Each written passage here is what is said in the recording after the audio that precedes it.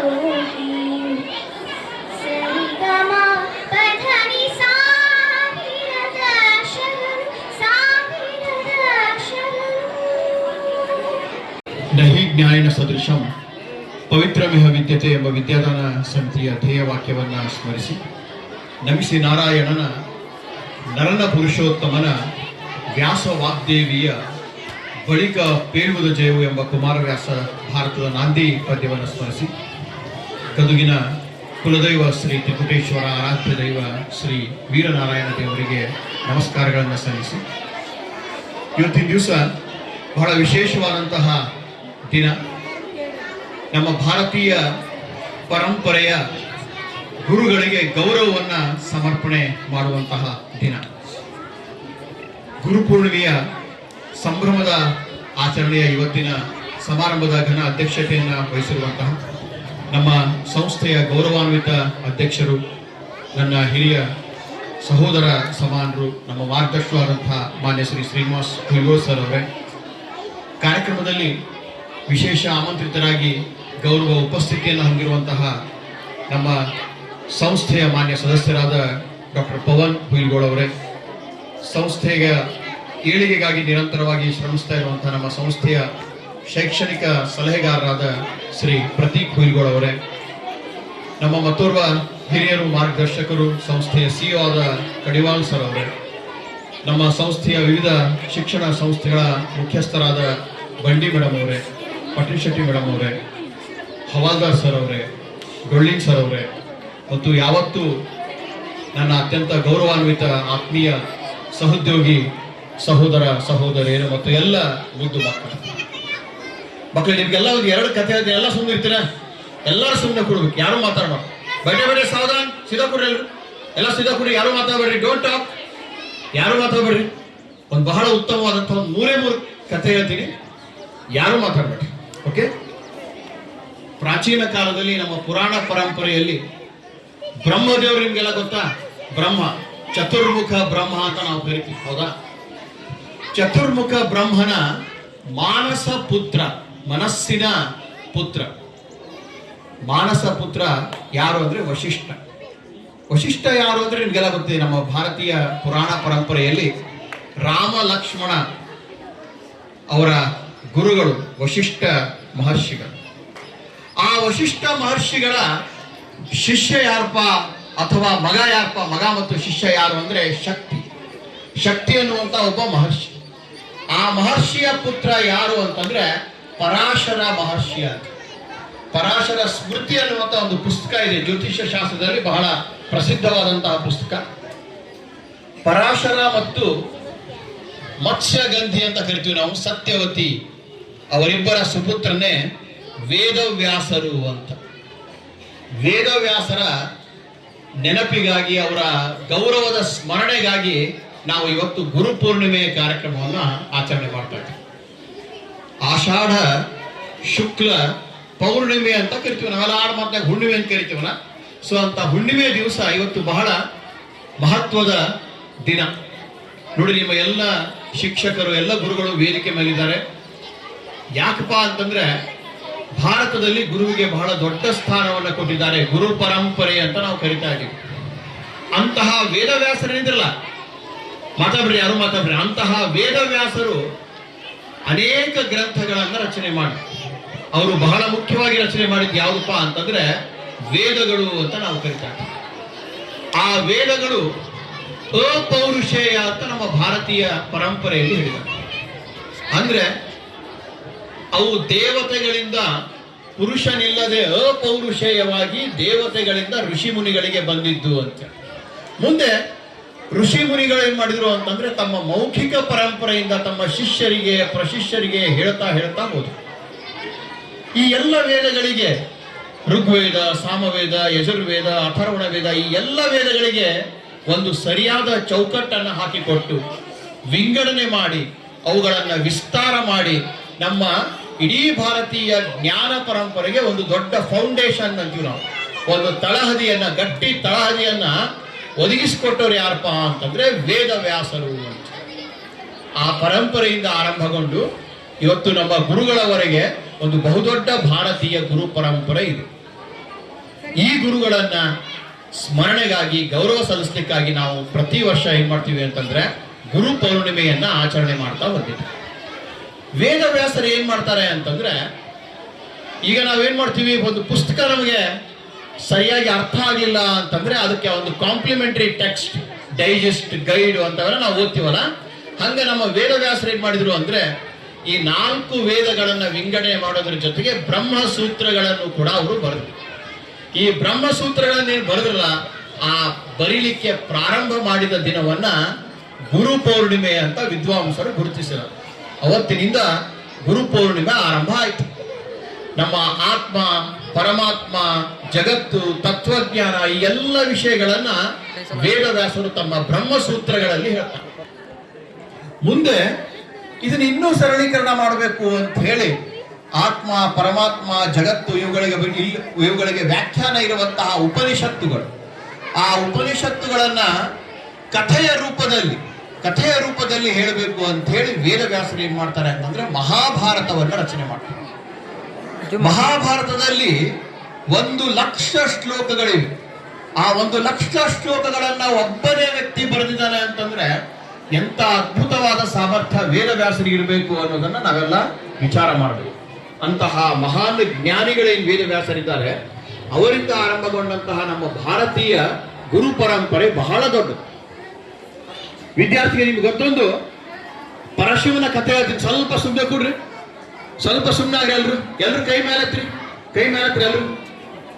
ಎಲ್ಲರೂ ಶಾಂತರಿಂದ ಕೊಡ್ರಿ, ಕೈ ಕೆಳಗೆ ಬಿಡ್ರಿ. ಕೇಳ್ರಿ, ಮತ್ತೊಂದು ಸುಂದರವಾದ ಕಥೆ ಇದೆ. ಶಿವನ ಬೇರೆ ಬೇರೆ ಅವತಾರಗಳಲ್ಲಿ ಒಂದು ಅವತಾರ ಯಾವಪ್ಪ ಅಂದ್ರೆ ದಕ್ಷಿಣಾಮೂರ್ತಿ ಅಂತ ನಾವು ಕರಿತೀವಿ. ಈಗ ನಮ್ಮ ಗದಗಿನ ತ್ರಿವಿಧೇಶ್ವರ ದೇವಾಲಯದ ಪ್ರದಕ್ಷಿಣಾ ಪಥದಲ್ಲಿ ಬಲಭಾಗಕ್ಕೆ ಹೋದ್ರೆ ಅಲ್ಲಿ ದಕ್ಷಿಣಾಮೂರ್ತಿ ಮೂರ್ತಿ. ದಕ್ಷಿಣಾಮೂರ್ತಿ ಅಂದ್ರೆ ಅದು ಜ್ಞಾನದ ಈಶ್ವರನ ಅಂಶದ ಒಂದು ದೇವರು. ಒಮ್ಮೆ ಏನ್ ಮಾಡ್ತಾನೆ, ರಾಕ್ಷಸರಲ್ಲಿ ವೇದಗಳನ್ನ ರಚನೆ ಮಾಡಿದ್ರಲ್ಲ, ಆ ವೇದಗಳನ್ನೆಲ್ಲ ಕರ್ಕೊಂಡು ಹೋಗ್ಬಿಡ್ತಾರೆ ರಾಕ್ಷಸರು. ಕರ್ಕೊಂಡು ಹೋದವ ಯಾರಪ್ಪ ರಾಕ್ಷಸ ಅಂದ್ರೆ ಸೋಮಕಾಸುರ ಅನ್ನುವಂತ ಒಬ್ಬ ರಾಕ್ಷಸ. ಈ ರಾಕ್ಷಸನನ್ನ ಪರಶಿವ ಈಶ್ವರ ಏನ್ ಮಾಡ್ತಾನೆ ಅಂತಂದ್ರೆ ಸಂಹಾರ ಮಾಡ್ತಾನೆ. ಸಂಹಾರ ಮಾಡಿ ಜ್ಞಾನ ಮುದ್ರೆಯಿಂದ ವೇದಗಳನ್ನ ಪ್ರಸಾರ ಮಾಡ್ತಾನೆ. ಇಂತಹ ದೇವರನ್ನ ನಾವು ದಕ್ಷಿಣಾಮೂರ್ತಿ ದೇವರು ಅಂತ ಕರಿತೀವಿ. ಅಲ್ಲಿಂದ ಭಾರತೀಯ ಗುರು ಪರಂಪರೆ ಆರಂಭ. ವೇದಗಳನ್ನ ಸಂರಕ್ಷಣೆ ಮಾಡಿದಂತಹ ಶಿವನ ನಂತರ ವಿಷ್ಣು ಒಂದು ಅವತಾರವನ್ನು ತಾಳ್ತಾನೆ, ಕೃಷ್ಣನ ಅವತಾರವನ್ನು ತಾಳ್ತಾನೆ. ಕೃಷ್ಣನ ಅವತಾರದಲ್ಲಿ ವಿಷ್ಣು ಏನ್ ಮಾಡ್ತಾನೆ ಅಂತಂದ್ರೆ ಅರ್ಜುನನಿಗೆ, ಶ್ರೀಮನ್ನಾರಾಯಣ ಏನ್ ಮಾಡ್ತಾನೆ, ಅರ್ಜುನಿಗೆ ಭಗವದ್ಗೀತೆಯನ್ನು ಉಪದೇಶ ಮಾಡ್ತಾನೆ. ಭಗವದ್ಗೀತೆ ನಮ್ಮ ಹಿಂದೂಗಳ ಒಂದು ಪವಿತ್ರ ಗ್ರಂಥ. ಸಾಮಾನ್ಯರಿಗೂ ಕೂಡ ಅರ್ಥ ಆಗಲಿ ಅಂತ ಹೇಳಿ ಭಗವದ್ಗೀತೆಯ ಮೂಲಕ ಭಾರತೀಯ ಜ್ಞಾನ ಪರಂಪರೆಯನ್ನ ನಮ್ಮ ಗುರುಗಳು, ನಮ್ಮ ವಿದ್ವಾಂಸರು ಕೂಡ ಏನ್ ಮಾಡಿದ್ದಾರೆ, ಪರಂಪರೆಯಲ್ಲಿ ಹೇಳ್ತಾ ಬಂದಿದ್ದಾರೆ. ಅಲ್ಲಿಂದ ನಮ್ಮ ಭಾರತೀಯ ಪರಂಪರೆಯಲ್ಲಿ ಜ್ಞಾನ ಪರಂಪರೆ ವಿಸ್ತಾರ ಆಗ್ತಾ ಬರ್ತದೆ. ಹೀಗೆ ದ್ವಾಪರ ಮತ್ತು ತ್ರೇತಾಯುಗದಲ್ಲಿ ಆದ ನಂತರ ನಾವು ಕಲಿಯುಗಕ್ಕೆ ಬರ್ತೀವಿ. ಕಲಿಯುಗದಲ್ಲಿ ಶ್ರೀಮದ್ ಜಗದ್ಗುರು ಆದಿ ಶಂಕರಾಚಾರ್ಯರು, ಮಧ್ವಾಚಾರ್ಯರು, ರಾಮಾನುಜಾಚಾರ್ಯರು, ಬಸವಣ್ಣವರು ಇವರೆಲ್ಲ ಏನ್ ಮಾಡ್ತಾರ ಅಂತಂದ್ರೆ ನಮ್ಮ ಭಾರತೀಯ ಧಾರ್ಮಿಕ ಪರಂಪರೆಯನ್ನ, ಗುರು ಪರಂಪರೆಯನ್ನ ಮುಂದುವರಿಸ್ಕೊಂಡು ಬರ್ತಾರೆ. ಶಂಕರಾಚಾರ್ಯ ಏನ್ ಮಾಡ್ತಾರೆ ಅಂತಂದ್ರೆ ನಮ್ಮ ಭಾರತದ ವಿದ್ಯಾದಾನ ಸಮಿತಿ ಉತ್ತರ ದಕ್ಷಿಣ ಮಠಗಳನ್ನು ಮಾಡೋದರ ಮೂಲಕ ಭಾರತೀಯ ಪರಂಪರೆಯಲ್ಲಿ ಗುರು ಮತ್ತು ಶಿಷ್ಯರ ಸಂಬಂಧ ಹೇಗಿರ್ತದೆ ಅನ್ನೋದಕ್ಕೆ ಶಂಕರಾಚಾರ್ಯರ ಜೀವನದಲ್ಲಿ ಒಂದು ಕಥೆ ಹೇಳ್ತೀನಿ. ಮಕ್ಕಳು ಲಕ್ಷ ಕೇಳ್ರಿ, ಹಲೋ ಕೇಳ್ರಿ, ಒಂದ್ ಕಥೆ ಭಾಷಣ ಇದೆ ಕೇಳಿ. ಒಮ್ಮೆ ಶಂಕರಾಚಾರ್ಯ ತಪಸ್ಸಿಗೆ ಕೂತಿರ್ತಾರೆ. ಒಬ್ಬವ ಭೈರವ ಅಂತ ಬರ್ತಾನೆ. ಭೈರವ ಉಗ್ರ ಪಂಥದವ, ಕಾಪಾಲಿಕ ಪಂಥದ ಬಂದು ಶಂಕರಾಚಾರ್ಯ ಏನ್ ಹೇಳ್ತಾನಂದ್ರೆ, ಶಂಕರಾಚಾರ್ಯ ನೀವು ತಪಸ್ಸಿಗಳು, ನಿಮ್ಮ ಕಪಾಲ ಬೇಕು. ಕಪಾಲ ಅಂದ್ರೆ ತಲೆ ಬೇಕು. ನಿಮ್ ತಲೆ ಕಡ್ದು ನಿಮ್ ತಲೆ ಕಪಾಲದಿಂದ ನಾನು ತಪಸ್ಸನ್ನ ಮಾಡ್ತೀನಿ, ನಿಮ್ ತಲೆ ಕೊಡ್ರಿ ಅಂತ ಕೇಳ್ತಾನ. ಅವಾಗ ಶಂಕರಾಚಾರ್ಯ ಏನ್ ಹೇಳ್ತಾರ, ನೋಡಪ್ಪ ನಾನೀಗ ತಪಸ್ಸು ಮಾಡ್ತಾ ಇದ್ದೀನಿ, ನನ್ನ ಸುತ್ತಲೂ ನನ್ನ ಶಿಷ್ಯಂದ್ರು ಇರ್ತಾರ, ನನ್ನ ಶಿಷ್ಯಂದ್ರು ಇರ್ಲಾರ್ದಾಗ ನೀ ಬಾ ಅಂತ ಹೇಳ್ತಾರ ಶಂಕರಾಚಾರ್ಯ. ಸ್ವಲ್ಪ ಸಮಯದ ನಂತರ ರಾತ್ರಿ ಹೋಗ್ತಾನ. ಇನ್ನೇನು ಶಂಕರಾಚಾರ್ಯ ತಲೆ ಕಡಿಬೇಕು ಅನ್ನುವಾಗ ಅಲ್ಲಿ ಶಂಕರಾಚಾರ್ಯ ಒಬ್ಬ ಶಿಷ್ಯ ಬರ್ತಾನೆ. ಅವನ ಹೆಸರು ಏನಪ್ಪಾ ಅಂದ್ರೆ ಪದ್ಮಪಾದಾಚಾರ್ಯರು ಅಂತ. ಪದ್ಮಪಾದಾಚಾರ್ಯರು ಏನ್ ಮಾಡ್ತಾರ, ಶಂಕರಾಚಾರ್ಯರನ್ನ ರಕ್ಷಣೆ ಮಾಡಲಿಕ್ಕೆ ಆ ಭೈರವನನ್ನ ತಮ್ಮ ತ್ರಿಶೂಲದಿಂದ ಇರಿದು ಅವನನ್ನ ಕೊಂದು ಶಂಕರಾಚಾರ್ಯನ ರಕ್ಷಣೆ ಮಾಡ್ತಾರೆ.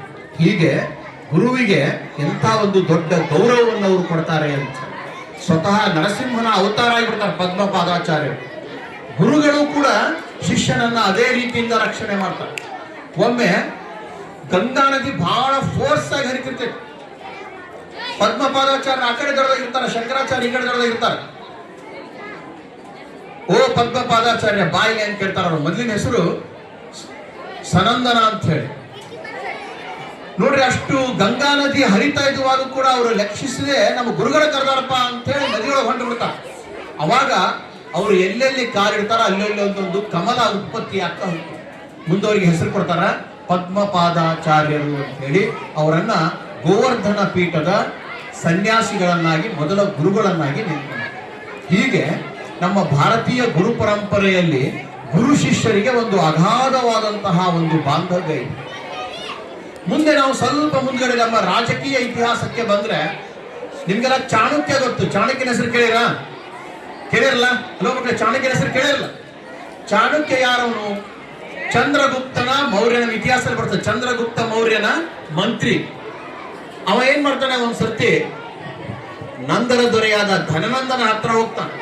ಹೋಗಿ ನನ್ನನ್ನ ಮಂತ್ರಿಯನ್ನಾಗಿ ಮಾಡ್ಕೋ ಅಂತ ಹೇಳ್ತಾನ. ಅವ ಮಾಡ್ಕೊಳಂಗಿಲ್ಲ. ನೀನ್ ನೋಡಕ್ ಚಂದಿಲ್ಲ, ನಿನ್ ಮಕ್ಕಳ ನೋಡ್ಕೊಂಬ ಹೋಗಿ ಕೆರಡ್ಯಾಗ, ನೀನ್ ಯಾರ ಮಂತ್ರಿ ಮಾಡ್ತಾರನ ಅಂತ ಹೇಳಿ ಅವನ್ ಇನ್ಸಲ್ಟ್ ಮಾಡಿ ಕಳಿಸ್ಬಿಡ್ತಾನ. ಅವಾಗ ಚಾಣಕ್ಯ ಏನ್ ಮಾಡ್ತಾನೆ, ಇದನ್ನ ಚಾಲೆಂಜ್ ಆಗಿ ತಗೋತಾನ. ಚಾಲೆಂಜ್ ಆಗಿ ತೆಗೆದುಕೊಂಡು ಒಬ್ಬ ವ್ಯಕ್ತಿಯನ್ನ ತಯಾರು ಮಾಡ್ತಾನೆ. ಯಾರವನು? ಚಂದ್ರಗುಪ್ತ ಮೌರ್ಯ ಅಂತ. ಚಂದ್ರಗುಪ್ತ ಮೌರ್ಯ ಯಾರು? ಚಂದ್ರಗುಪ್ತ ಮೌರ್ಯ ಯಾರು? ಮೌರ್ಯ ಸಾಮ್ರಾಜ್ಯದ ಸ್ಥಾಪಕ.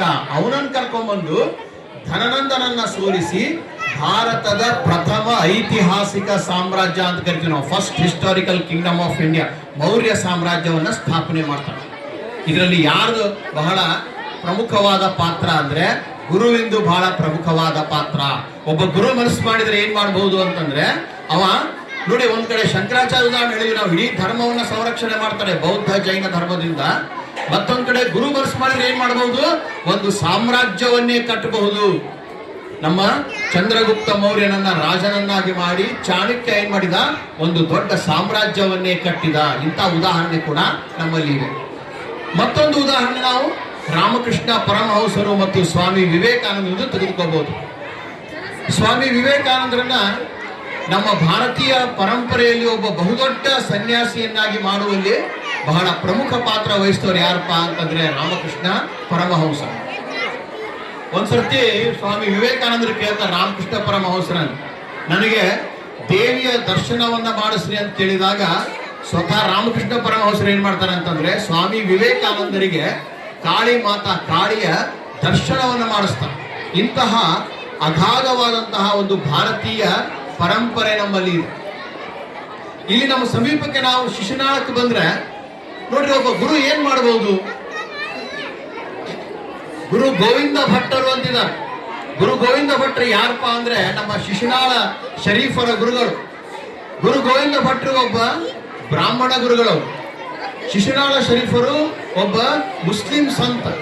ಮುಸ್ಲಿಮರಿಗೆ ಜನಿವಾರವನ್ನ ಹಾಕಿ ಅವನಿಗೆ ಆತ್ಮ ಸಾಕ್ಷಾತ್ಕಾರವನ್ನ ಮಾಡಿಕೊಟ್ಟಂತಹ ಬಹುದೊಡ್ಡ ಕ್ರಾಂತಿಕಾರಿ ಕೆಲಸವನ್ನ ನಮ್ಮ ಯಾರು ಮಾಡ್ತಾರೆ, ಗುರು ಗೋವಿಂದ ಭಟ್ಟರು ಮಾಡ್ತಾರೆ. ಹೀಗೆ ಒಬ್ಬ ಗುರು ಮನಸ್ಸು ಮಾಡಿದ್ರೆ ಎಂತಹ ಬದಲಾವಣೆಗಳನ್ನ ತರಬಹುದು ಅನ್ನೋದಕ್ಕೆ ನಮ್ಮ ಭಾರತೀಯ ಗುರು ಪರಂಪರೆಯೇ ಸಾಕ್ಷಿ ಅಂತ ನಾವು ಹೇಳ್ಬೋದು. ಇಲ್ಲೇ ನೀವೆಲ್ಲರೂ ಪುಟ್ಟರಾಜ ಗವಾಯಿಗಳ ಆಶ್ರಮ ನೋಡಿರ? ಎಲ್ಲರೂ ನೋಡಿರ? ಆಶ್ರಮ ನೋಡಿಲ್ಲ? ಪುಟ್ಟರಾಜ ಗವಾಯಿಗಳ ಆಶ್ರಮದಲ್ಲಿ ಇಬ್ರು ಬರ್ತಾರೆ. ಒಬ್ರು ಪುಟ್ಟರಾಜ ಗವಾಯಿಗಳು, ಮತ್ತೊಬ್ರು ಅವ್ರ ಗುರುಗಳು ಪಂಚಾಕ್ಷರಿ ಗವಾಯಿಗಳು ಅಂತ. ಪಂಚಾಕ್ಷರಿ ಗವಾಯಿಗಳಿಗೂ ಕಣ್ಣಿಲ್ಲ, ಪುಟ್ಟರಾಜ ಗವಾಯಿಗಳಿಗೂ ಕೂಡ ಕಣ್ಣಿಲ್ಲ. ಇಬ್ರು ವಿಕಲಚೇತನರು. ಪಂಚಾಕ್ಷರಿ ಗವಾಯಿಗಳು ಪುಟ್ಟರಾಜ ಗವಾಯಿಗಳನ್ನ ಹೆಂಗ್ ತಯಾರು ಮಾಡ್ತಾರೆ ಅಂತಂದ್ರೆ, ಯಾವುದೇ ಒಂದು ವಾದನ ತಗೊಳ್ರಿ, ಹಾರ್ಮೋನಿಯಂ ಇರಬಹುದು, ತಬಲಾ ಇರಬಹುದು, ಸಾರಂಗಿ ಇರಬಹುದು, ಕೊಳ್ಳಿರಬಹುದು, ಯಾವ ವಾದನ ಕೂಡ ಕೊಟ್ಟರು ಕೂಡ ಅವರದನ್ನು ನುಡಿಸುವಷ್ಟು ಸಾಮರ್ಥ್ಯವನ್ನ ಪಂಚಾಕ್ಷರಿ ಕವಿ ಗವಾಯಿಗಳವರು ಪುಟ್ಟರಾಜ ಗವಾಯಿಗಳು ಕೊಡ್ತಾರೆ. ಈಗ ತಾನೇ ಒಬ್ಬ ಬಾಲಕಿ ಹಾಡಿಲ್ಲ, ಎಷ್ಟು ಚೆನ್ನಾಗಿ ಹಾಡಿದ್ರು, ಸಾವಿರದ ಶರಣು ಅಂತ. ಸಾವಿರದ ಶರಣು ಯಾರಿಗೆ? ಗುರುಗಳಿಗೆ ಸಾವಿರದ ಶರಣು. ಒಮ್ಮೆ ಉತ್ತರ ಭಾರತದಿಂದ ಒಬ್ಬ ಬಂದಂತ, ಲಕ್ನೋದಿಂದ ಬಂದು ಎಲ್ಲ ವಾದ್ಯಗಳನ್ನ ನುಡಿಸಿ ತೋರಿಸಿದಂತ. ಪುಟ್ಟರಾಜ ಗವಾಯಿಗಳಿಗೆ ಚಾಲೆಂಜ್ ಮಾಡಿದಂತವ, ನನ್ನಾಗಿ ನೀವು ನುಡಿಸಿ ತೋರಿಸ್ರಿ ಅಂತ ಹೇಳಿ. ಪುಟ್ಟರಾಜ ಗವಾಯಿಗಳು ಏನ್ ಮಾಡಿದ್ರು, ಎಲ್ಲಾ ವಾದ್ಯವನ್ನ ನುಡಿಸಿ ಕಡೆಗೆ ಹಾರ್ಮೋನಿಯಂ ಐತಲ್ಲ, ಹಾರ್ಮೋನಿಯಂ ಪೆಟ್ಟಿಗೆ ಏನೋ ಡಪ್ ಹಾಕಿ ಅವನಿಗಿನ ಚೆನ್ನಾಗಿ ನುಡಿಸಿ ತೋರಿಸಿದ್ರಂತೆ. ಎಲ್ಲರೂ ಕೂಡ ಬಹಳ ಸಂತೋಷದಿಂದ ಪುಟ್ಟರಾಜ ಗವಾಯಿಗಳಿಗೆ, ನೀವು ಸಾಮಾನ್ಯ ವ್ಯಕ್ತಿ ಅಲ್ಲ, ನೀವು ಸಂಗೀತದ ಕುಲಗುರು ಅಂತ ಹೇಳಿ. ಪುಟ್ಟರಾಜ ಕವಿ ಗವಾಯಿಗಳು ಇಷ್ಟು ದೊಡ್ಡ ಸಾಧಕರಾಗಿ ಬೆಳಿಲಿಕ್ಕೆ ಯಾರ ಕಾರಣ ಅಂದ್ರೆ ಅದು ಪಂಚಾಕ್ಷರಿ ಗವಾಯಿಗಳು ಅಂತ. ಹೀಗೆ ಸಂಗೀತ ಪರಂಪರೆಯಲ್ಲಿ ನಮ್ಮ ಕುರ್ತಕೋಟೆಯಲ್ಲಿ ಒಬ್ಬ ಸಾಮಾನ್ಯ ವ್ಯಕ್ತಿ ಇದ್ದಾನೆ, ಅಗಸರ ಚನ್ನಪ್ಪ ಅಂತ. ಭಾರತ ರತ್ನ ಪಂಡಿತ್ ಭೀಮಸೇನ್ ಜೋಶಿ ಅವರ ಮೊದಲ ಗುರು. ಭಾರತ ರತ್ನ ಪಂಡಿತ್ ಭೀಮಸೇನ್ ಜೋಶಿ ಅವರು ಭಾರತ ರತ್ನ ಪಡ್ಕೊಳ್ಳಿಕ್ಕೆ ಮೊದಲು ಫೌಂಡೇಶನ್ ಹಾಕಿದವರು ಯಾರಪ್ಪ ಅಂತಂದ್ರೆ ನಮ್ಮ ಅಗಸರ ಚನ್ನಪ್ಪ ಅಂತ ಹೇಳಿ. ಮುಂದೆ ಅವರು ದೊಡ್ಡ ದೊಡ್ಡ ಸಂಗೀತಗಾರರಿಂದ ಸಂಗೀತ ಕಲಿತಿರ್ಬಹುದು, ಆದ್ರೆ ಅವರಿಗೆ ಫೌಂಡೇಶನ್ ಹಾಕಿಕೊಟ್ಟವ್ರು ಯಾರಪ್ಪ ಅಂದ್ರೆ ಒಬ್ಬ ಸಾಮಾನ್ಯ ವ್ಯಕ್ತಿ. ಹಂಗ ನೀವು ಮುಂದೆ ಜೀವನದಲ್ಲಿ ಸಾಧನೆಯನ್ನ ಮಾಡ್ಲಿಕ್ಕೆ ನಿಮ್ಗೆ ಫೌಂಡೇಶನ್ ಹಾಕೋರು, ತಳದಿ ಹಾಕೋರು ಯಾರಪ್ಪ ಅಂತಂದ್ರೆ ನಮ್ಮ ಶಿಕ್ಷಕರು. ಅವರಿಗೆ ಗೌರವವನ್ನು ತೋರುವಂತಹ ದಿನ ಗುರು ಪೂರ್ಣಿಮೆ ಅಂತ ಹೇಳಿ ನಾವೆಲ್ಲರೂ ಕೂಡ ಗುರುಗಳಿಗೆ ಇವತ್ತು ಗೌರವವನ್ನ ಕೊಡ್ತಾ ಇದ್ದೀವಿ. ನಿಜವಾಗ್ಲೂ ಈ ಒಂದು ಕಾರ್ಯಕ್ರಮ ಮಾಡಲಿಕ್ಕೆ ನನಗೆ ಬಹಳ ದಿವಸ ಏನೋ ನನಗೆ ವಿಚಾರ ಇರಲಿಲ್ಲ. ನಿನ್ನೆ ತಾನೇ ನಾನು ಈ ಗುರು ಪೌರ್ಣಿಮೆಯನ್ನು ಚೆನ್ನಾಗಿ ಮಾಡಬೇಕು ಅನ್ನುವ ನಿಟ್ಟಿನಲ್ಲಿ ನನ್ನ ಮನಸ್ಸಿನಲ್ಲಿ ಬಂದ ತಕ್ಷಣ ನಾನು ಮೊದಲನೇದಾಗಿ ನಮ್ಮ ಸಂಸ್ಥೆಯ CEO ಆದಂಥ ಶ್ರೀ PS ಕಡ್ವಾಳ್ ಸರ್ ಅವರಿಗೆ ನಾನು ಈ ಮಾತನ್ನು ತಿಳಿಸಿದೆ. ಅವರು ಕೂಡ ಬಹಳ ಸಂತೋಷದಿಂದ ಇದನ್ನು ಒಪ್ಪಿಕೊಂಡು ಮತ್ತು ಎಲ್ಲ ನಮ್ಮ ಮುಖ್ಯಸ್ಥರಿಗೆ ಸಮೂಹ ಸಂಸ್ಥೆಗಳ ಮುಖ್ಯಸ್ಥರಿಗೆ ತಿಳಿಸಿದಾಗ ಇಮಿಡಿಯೇಟ್ ಆಗಿ ಆ ಒಂದು ಆ್ಯಕ್ಷನನ್ನು ಅವರು ತೆಗೆದುಕೊಂಡು ಕೇವಲ ಕೆಲವೇ ತಾಸುಗಳಲ್ಲಿ ಈ ಒಂದು ಕಾರ್ಯಕ್ರಮವನ್ನು ಹಮ್ಮಿಕೊಂಡಿದ್ದಾರೆ. ಬಹಳ ಶಿಸ್ತಿನಿಂದ ಬಹಳ ಒಳ್ಳೆಯ ಕಾರ್ಯಕ್ರಮವನ್ನು ಹಾಕಿದ್ದು ನನಗೆ ತುಂಬ ಸಂತೋಷವನ್ನು ಉಂಟು ಮಾಡಿದೆ. ಇದು ಒಂದೇ ಉದಾಹರಣೆ ಸಾಕು. ಮನಸ್ಸು ಮಾಡಿದರೆ ಒಂದು ಗುರು ವೃಂದವು ಬೇಕಾದ ಕೆಲಸವನ್ನು ಕ್ಷಣಾತ್ರದಲ್ಲಿ ಉತ್ತಮವಾಗಿ ಮಾಡಲಿಕ್ಕೆ ಇದು ಒಂದೇ ಒಂದು ಉದಾಹರಣೆ ನಮಗೆ ಸಾಕಾಗ್ತದೆ. ಅದಕ್ಕೆ ನೀವೆಲ್ಲರ ಈ ಒಂದು ವಿದ್ಯಾದಾನ ಸಮಿತಿಯಲ್ಲಿ ನೀವು ಪ್ರವೇಶವನ್ನು ಪಡೆದದ್ದೇ ಒಂದು ಭಾಗ್ಯ ಅಂದರೆ ತಪ್ಪಾಗಲಿಕ್ಕಿಲ್ಲ. ಇಲ್ಲಿ ವಿದ್ಯಾದಾನ ಸಮಿತಿಯಲ್ಲಿ ನಾವು ಶಿಕ್ಷಣ ಮಾತ್ರವನ್ನು ಕೊಡ್ತಾ ಇಲ್ಲ, ಮೌಲ್ಯ ಶಿಕ್ಷಣವನ್ನು ಕೂಡ ನಾವು ಕೊಡ್ತಾ ಇದ್ದೀವಿ. ನೀವು ಯಾವುದೇ ಶಾಲೆ ಹೋದರೆ ನಿಮಗೆ ಅಲ್ಲಿ ಶಿಕ್ಷಣ ಮಾತ್ರ ಸಿಗ್ತದೆ. ಆದರೆ ಇಲ್ಲಿ ಗುರುಗಳಿಗೆ ಮತ್ತು ಹಿರಿಯರಿಗೆ ಕೊಡುವಂಥ ಒಂದು ಗೌರವ ಇದೆ, ಈ ಯಾವುದೇ ಶಾಲೆಯಲ್ಲಿ ನಿಮಗೆ ನೋಡಲಿಕ್ಕೆ ಸಿಗುವುದಿಲ್ಲ. ಮೊನ್ನೆ ಒಬ್ಬರು ಉಡುಪಿಯಿಂದ ಬಂದಿದ್ರು, ನರ್ಸಿಂಗ್ ಕಾಲೇಜಿಗೆ ಇನ್ಸ್ಪೆಕ್ಷನ್ ಮಾಡಲಿಕ್ಕೆ ಅಂತೇಳಿ ಬಂದಿದ್ರು. ಬಂದಾಗ ನಾವು ಅಲ್ಲಿ ಅವ್ರ ಜೊತೆ ಕೊಡ್ತಿರುವಾಗ ಪ್ರಾಥಮಿಕ ಶಾಲೆಯ ವಿದ್ಯಾರ್ಥಿನಿಯರು ಬಂದು ನಮಗೆ ಪಾದ ಮುಟ್ಟಿ ನಮಸ್ಕಾರ ಮಾಡಿ ಹೋದಾಗ ನಿಜವಾಗ್ಲೂ ಅವರಿಗೆ ಬಹಳ ಸಂತೋಷ ಆಯಿತು. ಏನು ಸರ್ ನಿಮ್ಮಲ್ಲಿ ಈ ಮಕ್ಕಳು ಪದ ಮುಟ್ಟಿ ನಮಸ್ಕಾರ ಮಾಡಿ ಹೋಗ್ತಾರಲ್ಲ ಅಂತ ಆಶ್ಚರ್ಯಪಟ್ಟರು. ಯಾಕಂದರೆ ನಾನು ಇಷ್ಟೊಂದು ಶಾಲೆಯಲ್ಲಿ ಹೋಗ್ತೀನಿ, ಕಾಲೇಜ್ಗಳಿಗೆ ಹೋಗ್ತೀನಿ, ಎಲ್ಲಿಯೂ ಈ ಒಂದು ಪದ್ಧತಿ ಇಲ್ಲ ಅಂತ ಅಂದಾಗ ನನಗೂ ಕೂಡ ತುಂಬ ಸಂತೋಷವಾಯಿತು. ಈ ಪದ್ಧತಿ ಪೂರ್ವ ಪ್ರಾಥಮಿಕ ಶಾಲೆಯಲ್ಲಿ ಅಷ್ಟೇ ಅಲ್ಲ, ಈ ಪದವಿ ಪೂರ್ವ ಕಾಲೇಜಲ್ಲಿ ಕೂಡ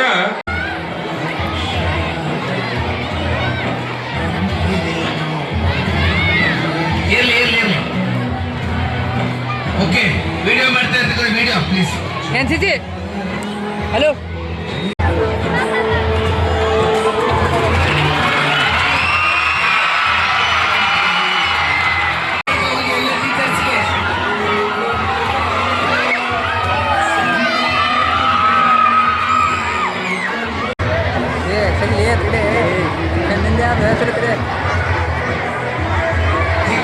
ಚಿಕ್ಕ ಸಮಾಧಾನ ಸಮಾಧಾನ. ಗುರುಗಳೇ, ಗುರುಮಾತೆಯರೇ, ಸಮಾಧಾನದಿಂದ